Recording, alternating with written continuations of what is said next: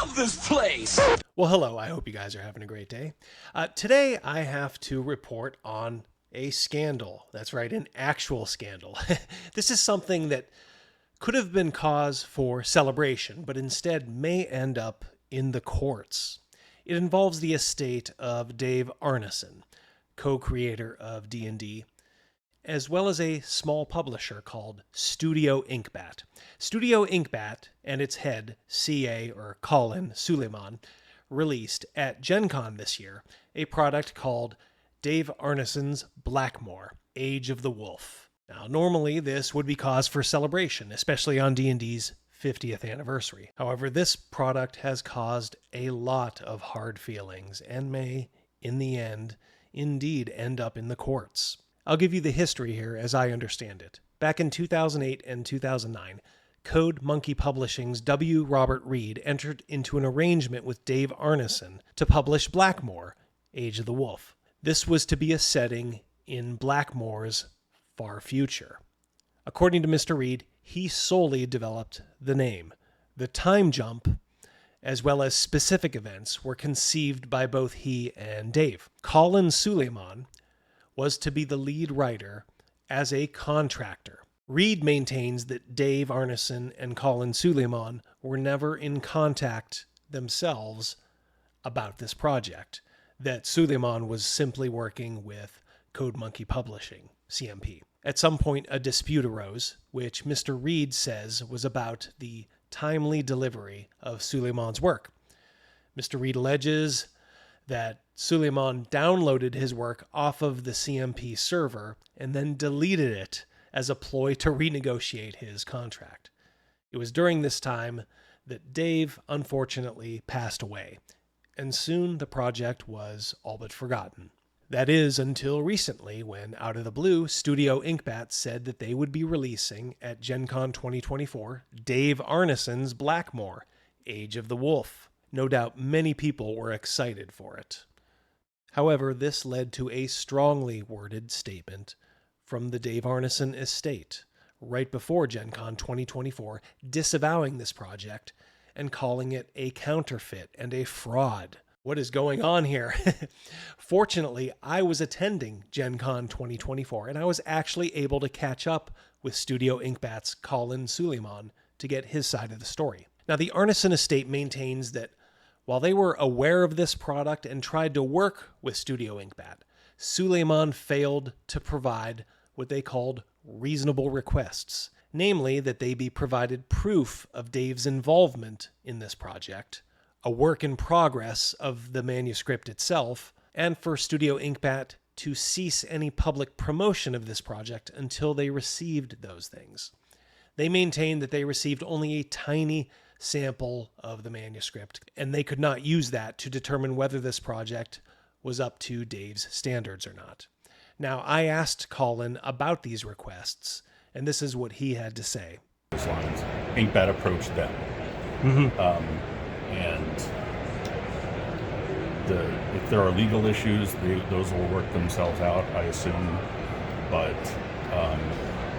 it's not the behavior that Inkbat was met with was not the behavior of people who are trying to reach a common ground. Not the behavior of people who wanted any kind of accord or let's work together, let's do something to help the estate and us. So you're saying you made overtures to them, like, hey, we can come to some kind of a arrangement, right, some kind of even financial? Yes. Okay. And they admitted that. So the question is,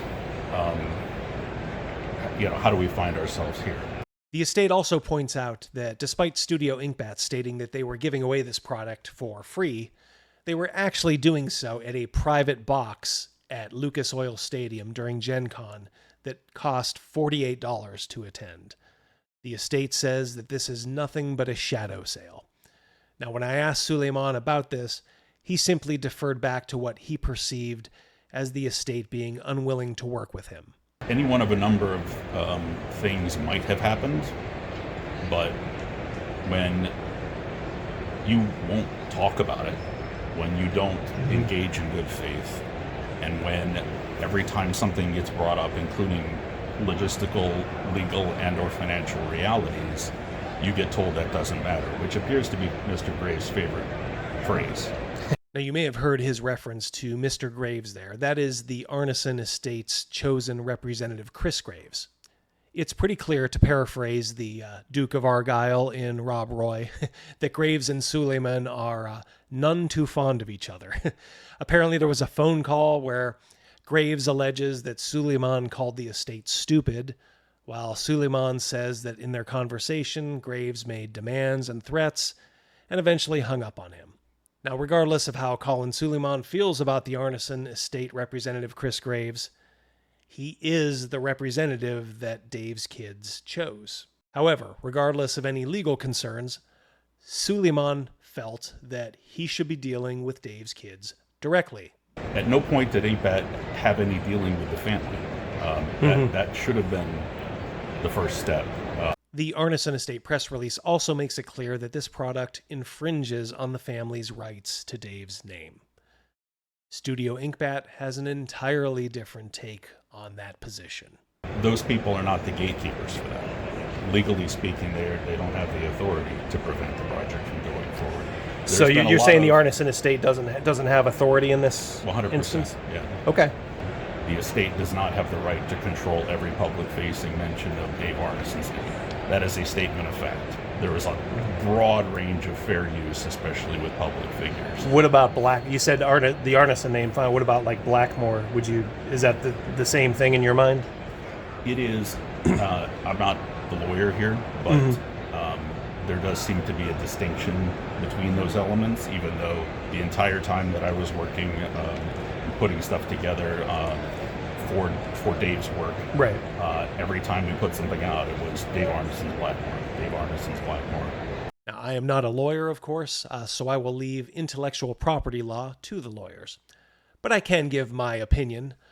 First of all, I did see this product, and I actually attended a panel where the artists and a few others associated with it were in attendance. In fact, I know one of the artists, and he's a professional, an industry professional. I think a lot of effort went into Age of the Wolf, and it looks like a professional RPG product. I can't say how good of a Blackmore product it is, but it is something that you might see for sale on the rack of any store's RPG section. So regardless of how you think of Studio Inkbat's behavior here, please do not take it out on anyone else involved. I can also say when I confronted them at this panel, none of the artists were aware of any of this legal brouhaha going on behind the scenes. I will say that regardless of how Suleiman feels about the Arneson representative, Chris Graves, he is the representative.